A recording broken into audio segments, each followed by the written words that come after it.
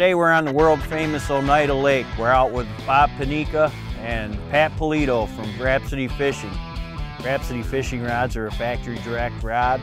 They have the Hot Rod series as well as the Maestro series. Absolutely fantastic rods. Some of the finest rods on the market at the price points they offer.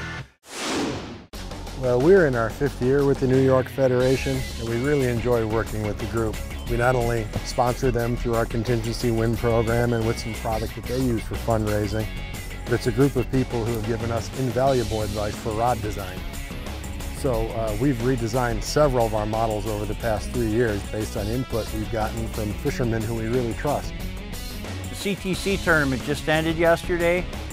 All the boats in the CTC, or a good portion of them, were fishing different types of Alabama rigs with swim baits.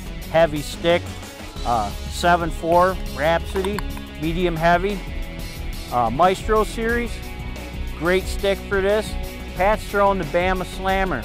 That rod there's 7 foot 8 inches long, heavy action, made to throw big rigs like this.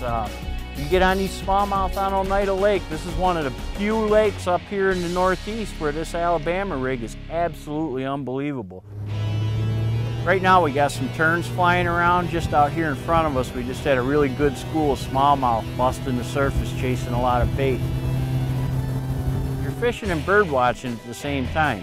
You got really big seagulls, and then you got the smaller seagulls, which only have a wingspan of maybe 12 to 16 inches. They're called terns. And they'll be in a group of maybe 10 to 15 birds. See, Pat, right here. Right here. Look, look, look, look, look, look. There's one right there. Come on. Give me another one. There's 2. No, I got one on there.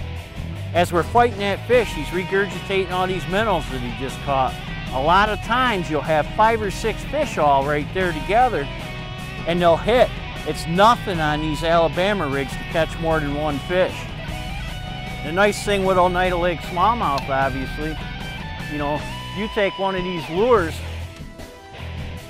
and you've got 5 of these on at one time, that's an absolute handful.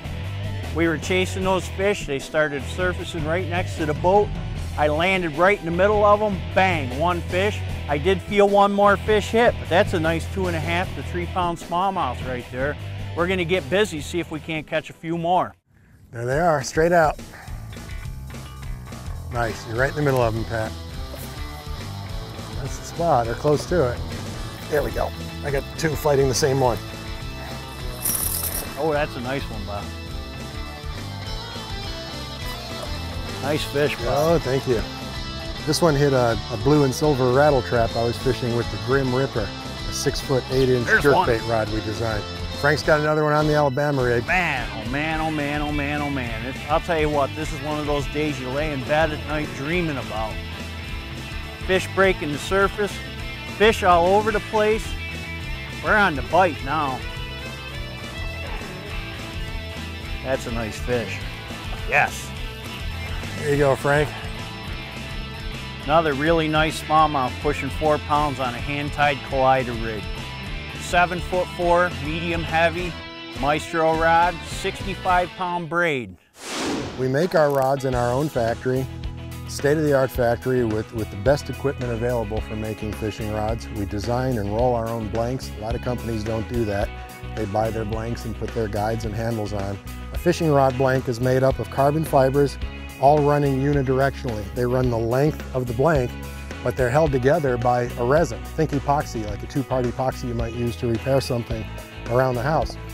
And what we do is we spec our carbon fiber matrix to have the lowest amount of epoxy resin as possible and the highest concentration of carbon fibers. What that means is you get much better sensitivity because the carbon fibers conduct vibration much better to the fisherman than the resin does. It also means you get the lightest, most powerful rod you can given that material input. The other way you'll see that, if you just want to check a fishing rod anytime you're out in the store, is just bend it and see how quickly it restores, how quickly it wants to go back to being straight again. The more carbon fiber that's in that blank, the quicker it's going to want to straighten out and settle. It's a real good way to judge a mediocre rod versus a really good fishing rod. I do a lot of drop shotting on Lake Ontario, 35 to 50 feet of water. Owasco Lake near Auburn It's nothing to be drop shotting in 100 feet of water. When you're fishing that deep, you don't feel the tap, tap, tap, tap like you would when you're shallow or 20 feet or less. These blanks are so sensitive, and with the extra sensitive tip in that hot rod, a lot of times a big smallmouth will come up, and when you're that deep, you're using a 1/2 ounce drop shot weight. Your rod tip will have a slight bit of bend. Fish comes up, just mouths the bait. It's almost like ice fishing. Your rod tip comes up, boom, there it is. And where we are trying to offer a very compelling value is we don't sell through distributors or retailers. And by taking their markup out of the equation and selling directly to fishermen, we can offer rods at about half the price of what comparable product is at retail. There you go, Pat. Get the net and help Pat out. Well, Pat, you caught him more than once. That's what these CTC guys mean when they say, I had 5 at once. It wasn't 5 fish, it was 5 hooks in the same fish. These fish are all healthy in this lake, they look good. Well, we're winding up our day today on Oneida Lake. It's been a great day. We found some schooling smallmouth. It's been fun fishing with Bob and Pat from Rhapsody. Let's see who wins the last tournament on Cayuga Lake and ends up being the Angler of the Year of the New York State Bass Federation.